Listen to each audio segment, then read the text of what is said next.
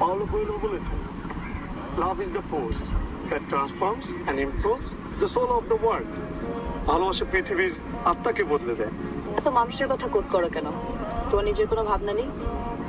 ভালোবাসার সব কথা মানুষ আগে বলে ফেলছে, আমার নতুন করে আর বলার কিছু নেই।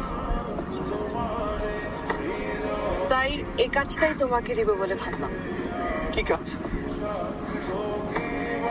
দেখো, মানুষ মানুষ কখনোই মানুষকে ভালোবাসতে পারবে না, কারণ মানুষ কেবলমাত্র তার নিজেকে ভালোবাসে।